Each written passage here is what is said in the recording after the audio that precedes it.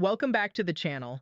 If you're new here, we focus on health information that matters most to adults over 60, the kind of practical, honest advice that can genuinely change how you feel every single day. And today's topic is one that affects millions of seniors across the United States, but rarely gets talked about the right way. Waking up in the middle of the night, specifically around that 1 to 3 a.m. window, is one of the most common sleep complaints among older adults. Studies suggest that nearly 67% of adults over 65 report frequent nighttime awakenings. That's 2 out of every 3 people. And here's the frustrating part. Most people blame it on drinking too much water in the evening. They cut back on fluids. They go to bed thirsty. Some even risk dehydration, and they still wake up. That's because the water was just a convenient excuse. The real causes run much deeper, and once you understand them, you'll finally have the power to do something about it. So stay with me through this entire video. I promise by the end, you'll understand your body better than you have in years.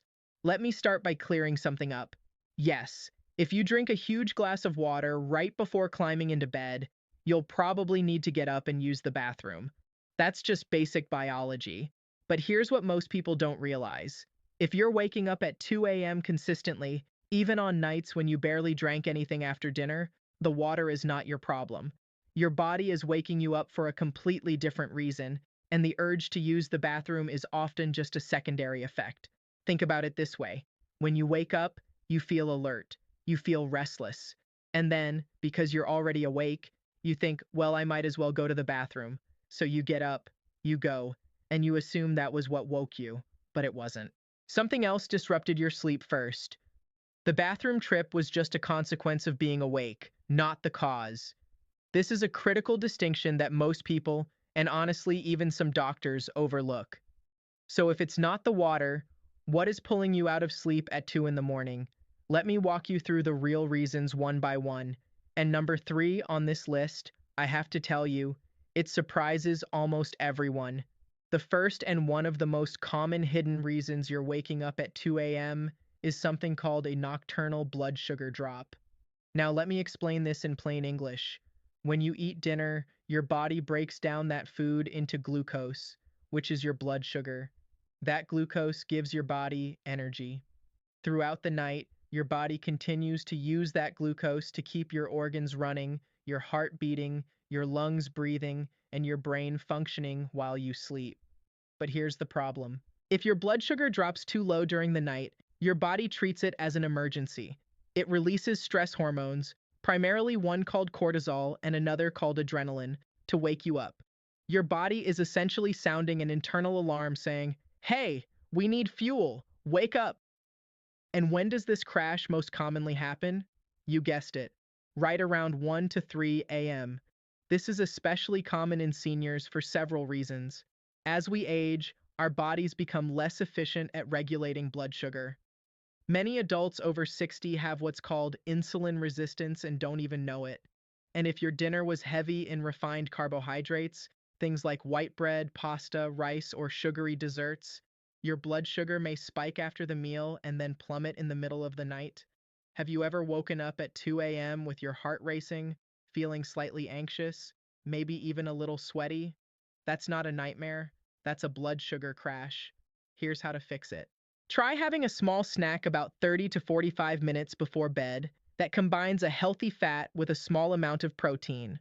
A few almonds, a tablespoon of peanut butter, a small piece of cheese, half an avocado. These foods digest slowly and provide a steady stream of fuel to your body throughout the night, preventing that dangerous crash. This one simple change has helped countless people sleep through until morning. Try it tonight and see what happens.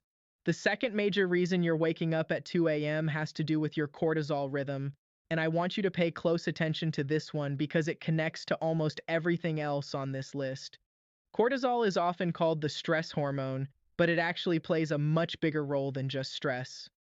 Cortisol follows a natural daily rhythm. It's supposed to be at its lowest around midnight, allowing you to sleep deeply. Then it gradually rises through the early morning hours, reaching its peak around 6 to 8 a.m., which is what naturally wakes you up and gives you energy to start your day. But in many adults over 60, this rhythm gets disrupted. Cortisol can spike at the wrong times, particularly in the middle of the night. And when cortisol surges at 2 a.m., your body responds as if it's time to wake up. Your heart rate increases, your mind starts racing, you feel alert, maybe even anxious, and suddenly you're lying in bed staring at the ceiling, unable to fall back asleep. What causes this cortisol disruption? Several things. Chronic stress is a big one, and I don't just mean emotional stress. Physical stress counts too, things like chronic pain, inflammation, or even an illness your body is fighting. Financial worries, loneliness, grief, caretaking responsibilities, all of these keep your cortisol levels elevated. Another common cause is something we just talked about, those blood sugar crashes. When your blood sugar drops, your body releases cortisol to compensate. So blood sugar problems and cortisol problems are deeply connected. They feed off each other in a vicious cycle. And here's something many seniors don't realize. If you've been a worrier your whole life, if you've dealt with decades of stress, your cortisol rhythm may be fundamentally damaged. It's been stuck in overdrive for so long that it no longer follows its natural pattern. So what can you do? First, address the blood sugar issue we just discussed. Second, consider adopting a brief evening relaxation routine. Even 10 minutes of slow, deep breathing before bed has been shown in clinical studies to lower cortisol levels. Some people find that gentle stretching, listening to calming music, or even writing down their worries in a journal helps signal to their body that it's safe to relax. Also, and this is important, limit your exposure to news and stressful television programs in the 2 hours before bed. I know that evening news is a habit for many of us, but those alarming headlines trigger cortisol production right when your body is trying to wind down. Now, this is the one I told you would surprise most people. And it's reason number 3. There's a concept in both traditional medicine and increasingly in modern integrative medicine that connects specific times of the night to specific organ activity. And the time window between 1 and 3 a.m. corresponds to peak liver activity. Now, before you dismiss this, hear me out, because Western medicine actually supports parts of this. Your liver is one of the hardest working organs in your body. It processes toxins, metabolizes medications, breaks down hormones, filters your blood, and produces bile for digestion. And much of this heavy duty work happens while you sleep, particularly in the early morning hours. If your liver is overburdened, if it's working harder than it should, it can trigger subtle inflammatory responses that disrupt your sleep. This can feel like suddenly waking up, sometimes with a feeling of heat or restlessness, sometimes with a sense of frustration or irritability. Now think about this. How many medications are you currently taking? I ask because adults over 60 in the United States take an average of 4 to 5 prescription medications daily. Every single one of those medications is processed by your liver. Add to that any alcohol consumption, even moderate drinking, add environmental toxins, add processed foods, your liver may be overwhelmed. And here's the direct connection many people miss. When your liver is under stress, it affects your blood sugar regulation and your cortisol levels. See how all of this connects? It's not just one thing, it's a system. What can you do? Talk to your doctor about your medication load. Ask specifically if any of your medications could be affecting your sleep. Some medications, like certain blood pressure drugs, statins, and thyroid medications, are well known for disrupting sleep patterns. Also, consider supporting your liver with simple dietary choices. Cruciferous vegetables like broccoli and Brussels sprouts support liver detoxification. So does drinking warm lemon water in the morning. Reducing processed food and minimizing alcohol can make a significant difference within just a few weeks. If you're over 60 or caring for an elderly loved one, this information could genuinely be life-changing. Please consider sharing this video with someone who struggles with sleep. You might help them more than you know. Reason number 4 is one that millions of seniors have but don't know about. It's called sleep apnea, and it is far more common in adults over 60 than most people realize. Sleep apnea is a condition where your breathing repeatedly stops and starts during sleep. These pauses can last 10 seconds, 20 seconds, sometimes even longer.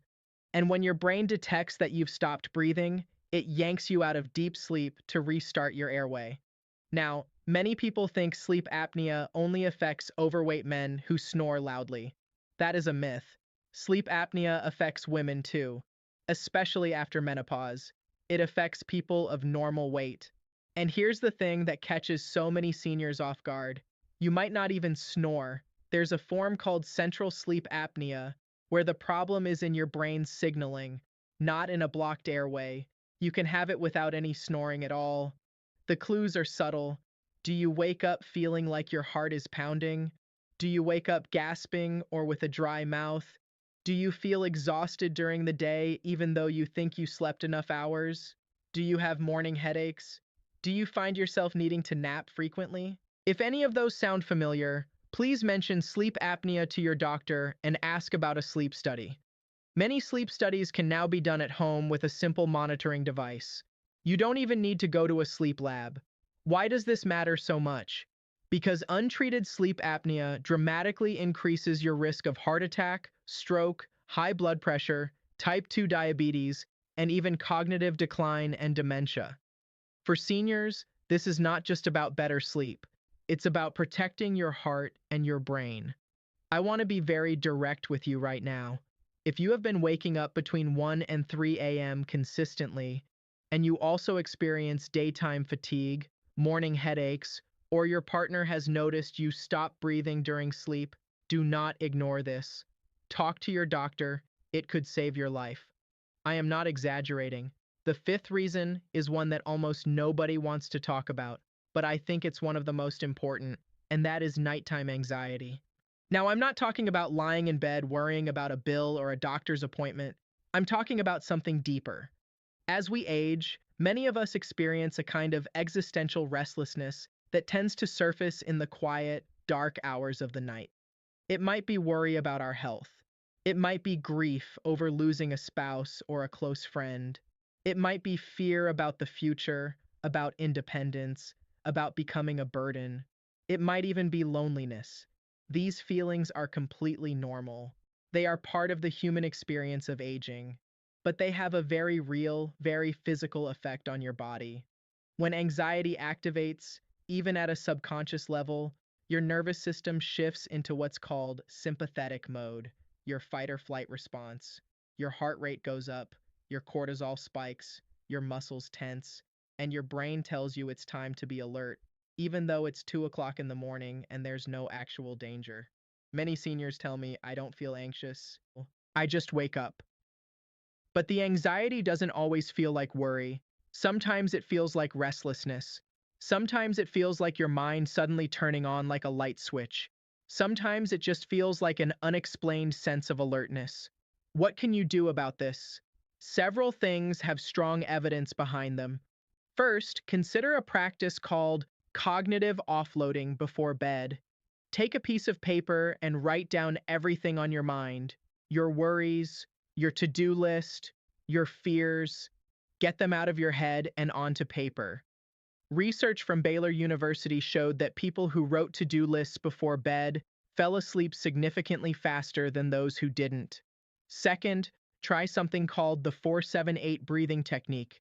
Breathe in through your nose for 4 seconds, hold for 7 seconds, exhale slowly through your mouth for 8 seconds. Do this 4 times. This technique directly activates your parasympathetic nervous system, which is your body's calming system, and it physically lowers your heart rate and cortisol levels. Third, if nighttime anxiety is persistent, please don't be afraid to talk to someone. Whether it's a counselor, a therapist, a pastor, or a trusted friend, talking about what's on your heart is not a sign of weakness. It's one of the bravest and healthiest things you can do. Reason number 6 is surprisingly simple, but incredibly powerful. It's your sleep environment. As we age, our bodies become more sensitive to temperature, light, and noise. Things that never bothered you at 40 can completely wreck your sleep at 65. Let's start with temperature. Your body needs to drop its core temperature by about 2 to 3 degrees to initiate and maintain deep sleep. If your bedroom is too warm, if you have too many blankets, Or if you're wearing heavy pajamas, your body temperature can creep up during the night. And guess when this tends to become a problem? Right around, you guessed it, 1 to 3 a.m., when your body is in its deepest sleep phase and most sensitive to temperature changes. The ideal bedroom temperature for sleep is between 60 and 67 degrees Fahrenheit. I know that sounds cool, but research consistently supports this range. Try turning your thermostat down just 2 or 3 degrees tonight and see if it makes a difference. Now let's talk about light. Even small amounts of light, from a digital clock, a hallway nightlight, street lights coming through your curtains, can suppress melatonin production. Melatonin is the hormone that keeps you asleep.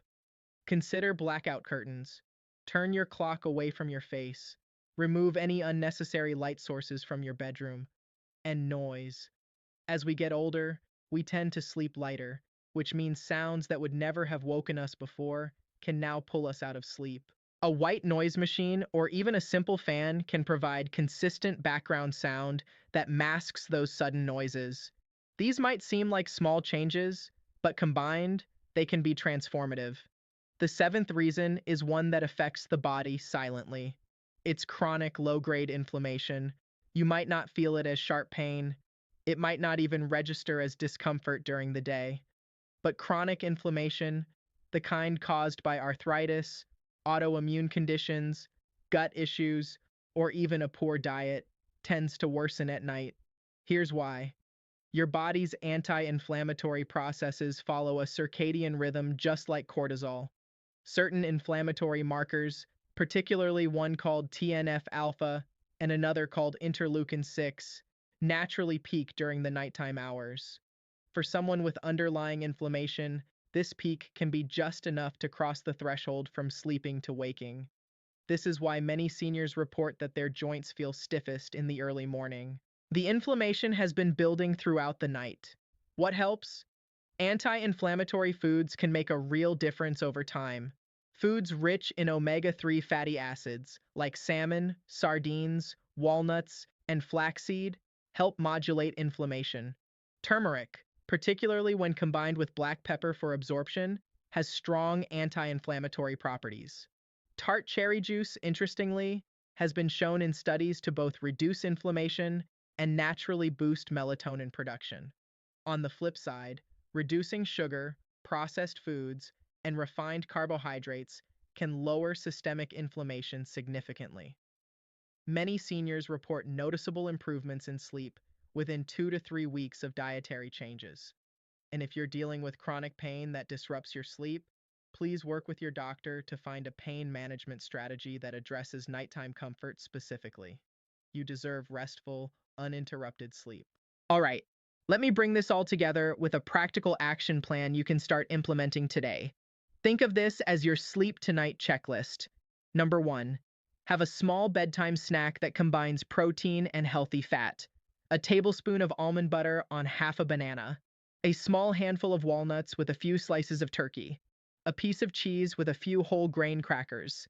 This stabilizes your blood sugar through the night. Number two, stop watching the news or stressful content at least 1 hour before bed.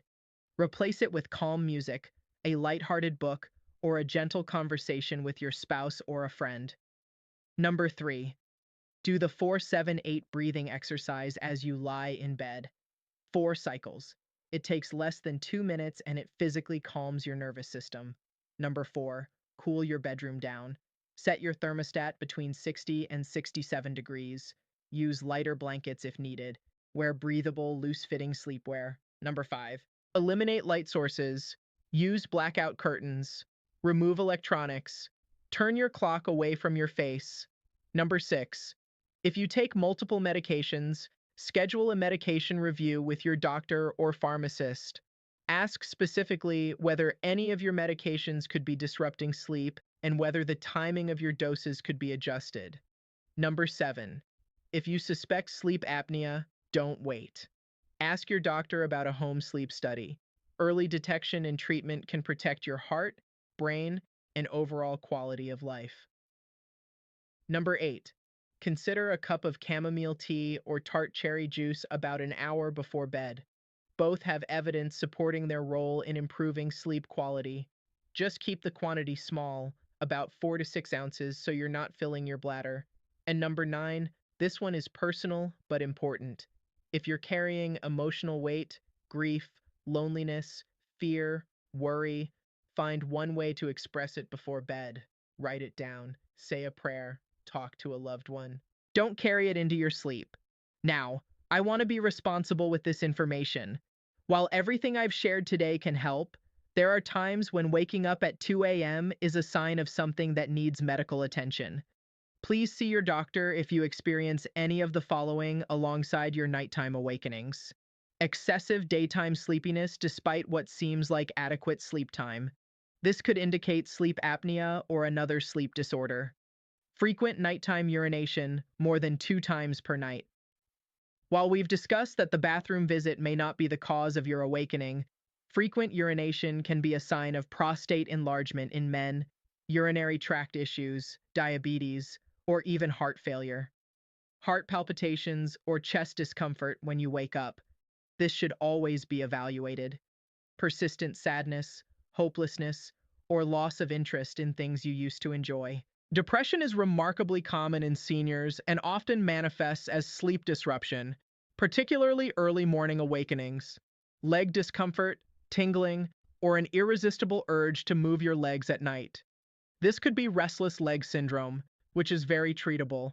You know your body better than anyone. If something feels off, trust that instinct and seek guidance. Let me leave you with this. Waking up at 2 a.m. is not just part of getting older. I hear that phrase all the time, and I want to challenge it today.